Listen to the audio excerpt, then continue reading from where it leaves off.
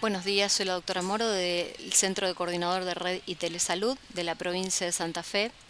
Nos encontramos reunidos en esta instancia para hablar de la enfermedad de Parkinson, sus síntomas y diagnóstico precoz, ya que nos acercamos al 11 de abril, que es el Día Mundial de la Enfermedad de Parkinson, en honor a James Parkinson, un británico que escribió por primera vez a nivel mundial el ensayo Shaking Palsy, describiendo los síntomas de Parkinson.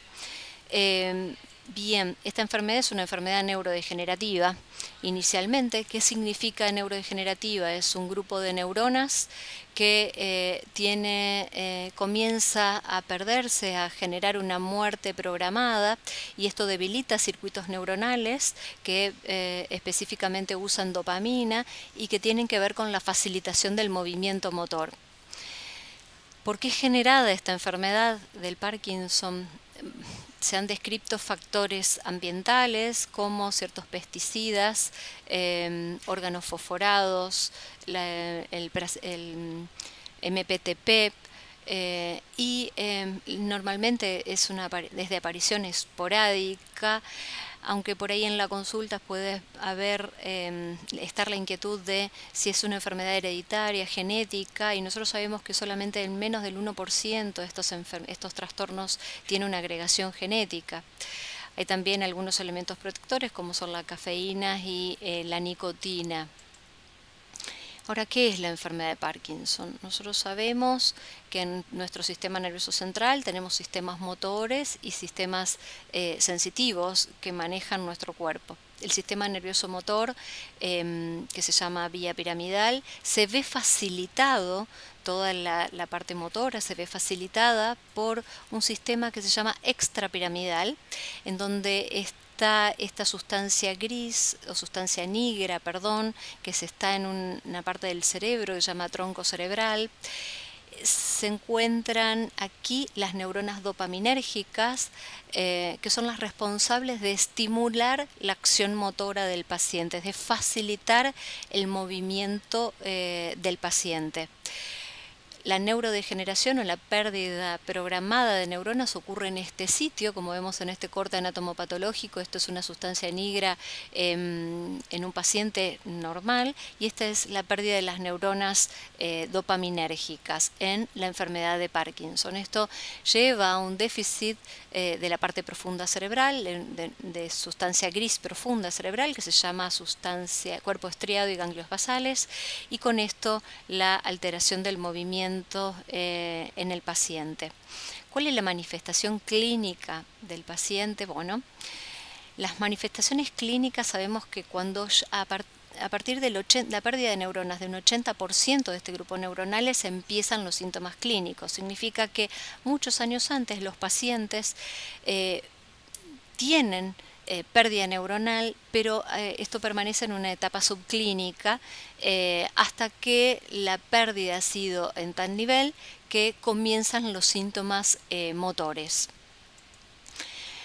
Por eso los síntomas clínicos o motores nos marcan el comienzo clínico de la enfermedad, pero hay síntomas que pueden anteceder en años la aparición de síntomas motores, como son pacientes que relatan en sus antecedentes, una vez que se presentaron con los síntomas motores, de trastornos del sueño, fragmentación del sueño, acortamiento del sueño, síndrome de piernas inquietas o movimientos periódicos de piernas, más específicamente, pacientes que cuando duermen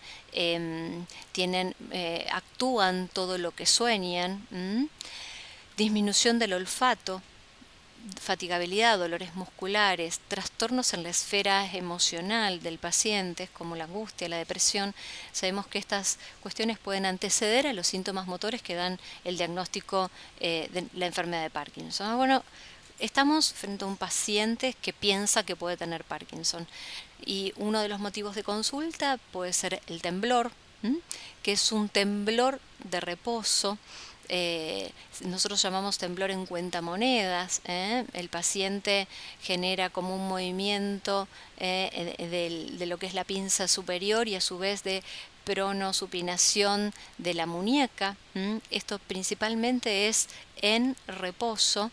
Eso para diferenciarlos de otros temblores, como es el temblor esencial, que es un temblor que aparece cuando un paciente genera una intención, o sea, genera un movimiento de intención. Por ejemplo, al agarrar el mate, en donde aparece el temblor, en donde quiere agarrar una lapicera y aparece un temblor. Hay temblores que son parkinsonianos y hay otros temblores que no son parkinsonianos. Cuando hacemos el examen físico del paciente, prestamos una atención especial a este tipo de diagnóstico diferencial para guiarnos en las distintas entidades. Así que un motivo de consulta puede ser el temblor de reposo. Otro síntoma cardinal es la rigidez, ¿sí? La rigidez que nosotros la objetivamos en el examen físico del paciente. Y la bradiquinesia o bradicinesia. La bradicinesia es la lentitud en los movimientos. Lentitud para moverse, para comenzar, para arrancar un movimiento, para incorporarme de una silla, para llevar adelante un movimiento. Básicamente esos son los 3 síntomas principales, y otros síntomas cardinales es la inestabilidad en la marcha, pero que es un síntoma que aparece en la enfermedad de Parkinson años posterior al comienzo de los síntomas motores, y síntomas que apoyan el diagnóstico de Parkinson es el comienzo asimétrico, empieza o en el hemicuerpo derecho o en el hemicuerpo izquierdo, posteriormente se hace bilateral. Y la muy buena respuesta a la levodopa, o sea, el fármaco. La levodopa es el precursor de la dopamina, que es esta sustancia que está faltando a nivel cerebral, así que la muy buena respuesta a la levodopa para nosotros es un indicio de diagnóstico de enfermedad de Parkinson. Al día de hoy, estos síntomas cardinales siguen guiándonos en el diagnóstico de la enfermedad. No hay estudio imagenológico, sea resonancia, sea cualquier tipo de estudios, exámenes de laboratorios. No hay estudios que nos guíen al diagnóstico, salvo el médico en sus consultorios con el examen físico. No hay forma de hacer diagnóstico más que de esta otra manera. Hay síntomas que apoyan el diagnóstico de enfermedad de Parkinson: un temblor de comienzo unilateral, una rigidez o una lentitud de comienzo unilateral, el curso progresivo. En la enfermedad de Parkinson no solamente se afecta el sistema dopaminérgico motor, sino también el sistema dopaminérgico orbitofrontal. Básicamente esto es importante para todo lo que son trastornos por ahí de ansiedad, de angustia, de depresión, que pueden acompañar a estos pacientes. También hay alguna disfunción del sistema nervioso autonómico. El sistema nervioso autónomo o autonómico es el sistema nervioso que se encarga de la regulación de la presión arterial, de la frecuencia cardíaca, de los movimientos intestinales. Por eso estos pacientes suelen haber tenido años antes o concursar en el transcurso de su enfermedad con síntomas de hipotensión, de bajas de presión. A eso llamamos hipotensión ortostática. Que el paciente, síntomas que apoyan al diagnóstico es la disminución de la gestualidad en cara, la disminución del parpadeo, algunos trastornos deglutorios, y la hipofonía, la pérdida del volumen de la voz. Todos estos síntomas nos van apoyando al diagnóstico de los síntomas cardinales de la enfermedad de Parkinson. Bien, ahondando un poquito en los síntomas de la enfermedad. El temblor, como dijimos, en el 75% de los pacientes es la primera manifestación de la enfermedad de Parkinson. Está bien que existe dos variedades de Parkinson, una variedad cinetorrígida y una variedad en donde el síntoma inicial es el temblor, pero como dijimos, en la variedad cinetorrígida el paciente puede no tener temblor, sino la lentitud y la rigidez característica del paciente con Parkinson. Así que también ser una forma de comienzo no tembloroso del Parkinson. Como habíamos mencionado anteriormente, la pronosupinación y este movimiento en cuentamonedas, que es bastante característico de inicio unilateral y que va progresando a una bilateralidad y que por supuesto puede exacerbarse con cualquier situación de estrés o ansiedad. La rigidez, esto es lo que objetiva el médico en una camilla con el paciente, en donde generamos una movilización pasiva y vemos que el paciente tiene un fraccionamiento del movimiento. A esto llamamos rigidez extrapiramidal. Y la lentitud. La lentitud, como vemos en estas imágenes, la observamos porque hacemos caminar al paciente y vemos que el paciente le cuesta el comienzo en la marcha, tiene una marcha con una postura en flexión. Esta bradicinesia genera el freezing o congelamiento, que hace que los pasitos sean cortos y se imanten al piso, haciendo pasitos cortos y haciendo ruido como arrastrando los pies. Una marcha característica parkinsoniana, con falta de balanceo de brazos, o sea, movimientos automáticos asociados. Por eso nosotros instruimos a los pacientes con Parkinson en, aparte de hacer su kinesiología, ejercitar la marcha, la postura, ya que el Parkinson tiende a la postura en flexión, ejercitar la postura erguida, el balanceo, el volver consciente, el balanceo de los brazos. La bradicinesia también es este síntoma que hace que los pacientes tengan esta disminución de los movimientos de los músculos de las cuerdas vocales, que genera esta hipofonía, cierta dificultad o trastornos deglutorios. Y el cuarto síntoma del Parkinson, que no es precoz, pero que sí aparece después de unos 5 o 7 años de evolución de la enfermedad, por eso es un síntoma más tardío, es la tendencia o la inestabilidad en la marcha, que lo hacemos a través de este test, que es un pequeño empujoncito del paciente hacia atrás y vemos si el paciente recupera la estabilidad o no. Este síntoma no tenemos forma de dar una medicación y que el paciente responda a la inestabilidad postural. Los reflejos del equilibrio y de la postura se ejercitan a través de la rehabilitación y de la marcha. Por eso es tan vital y tan fundamental para el paciente, aparte de la medicación, hacer una adecuada rehabilitación. Como dijimos, hay síntomas motores que dan inicio clínico a la enfermedad, pero hay síntomas que van acompañando y que pueden ser tan molestos como los síntomas motores y que son motivos de consulta en el paciente con Parkinson.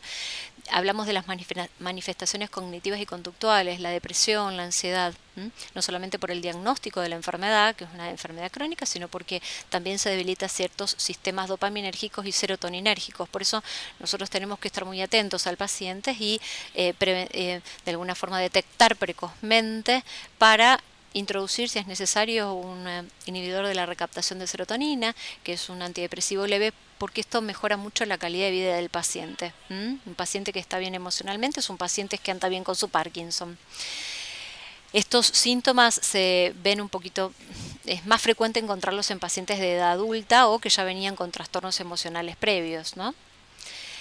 Dentro de los síntomas no motores, otras manifestaciones o motivo de consultas es la alteración del sueño. Se fragmenta por el déficit de dopamina, se acorta, así que tenemos formas de mejorar un poco la calidad del sueño, mejorando la misma levodopa o dopamina que damos, o con medidas higiénico-dietéticas o con medicamentos que ayudan al buen descansar. La hipotensión, constipación, que es otro síntoma que puede aparecer años antes de las manifestaciones motoras, algunos trastornos urinarios y disfunción sexual, todos motivos de consulta. El tratamiento. El tratamiento primero es... nosotros tratamos en el consultorio siempre de enseñarle al paciente, ir enseñándolos, educándolos en el conocimiento de la enfermedad. Siempre el tratamiento consta de una pata fundamental, que es la kinesiofisioterapia y o todo lo que es rehabilitación motora, ya sea a través de específicamente kinesiología o actividades físicas que mejoren el aspecto motor, que mantengan el trofismo muscular del paciente, porque nosotros vamos a dar levodopa, pero necesitamos músculos efectores que estén con un buen tono muscular para poder mantener el nivel motor del paciente. Por eso lo mandamos a una rehabilitación y o una actividad física adecuada. No solamente la actividad física es fundamental, es como la pastilla más importante en la enfermedad de Parkinson, sino todas las medidas higiénico-dietéticas del buen descansar, la buena alimentación, y también no solamente la fisioterapia, la terapia ocupacional para apuntalar la motricidad fina, los movimientos finos, sino también a veces la introducción en algunos pacientes de la fonoaudiología para mejorar ciertos trastornos deglutorios, y la fonación en los pacientes se vuelve vital dentro de el abordaje no médico del paciente.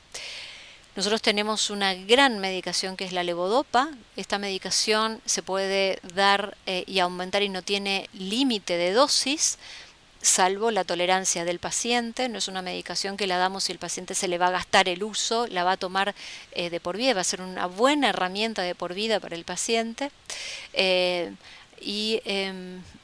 Básicamente es una medicación que lo instruimos en darlos varias veces al día, alejarlos de las comidas porque interfieren con la absorción de las proteínas de los alimentos, así que instruimos bien en cómo tomarlo en forma adecuada a la medicación, y si es necesario los pacientes agregamos alguna medicación que se llaman agonistas dopaminérgicos que potencien el efecto de la levodopa, o a través de otro efecto potenciador del efecto de la levodopa, o como son las elegilinas o la rasagilina, que inhiben, es un IMAO, inhibidor de la monoamina oxidasa, que disminuye el estrés oxidativo de las neuronas dopaminérgicas. Tratamos de suplir químicamente la falta de dopamina a nivel cerebral. Bueno, muy bien. Espero que haya sido bastante instructivo este taller. Esperamos todas las preguntas que necesiten hacer. Y bien, a través de este Día Internacional esperamos habernos acercado tanto al paciente como a los familiares, como al personal de salud, para hacer un breve recordatorio y una pequeña instrucción de lo que es estos trastornos del Parkinson que están frecuentes en el consultorio de neurología para nosotros. Hasta luego.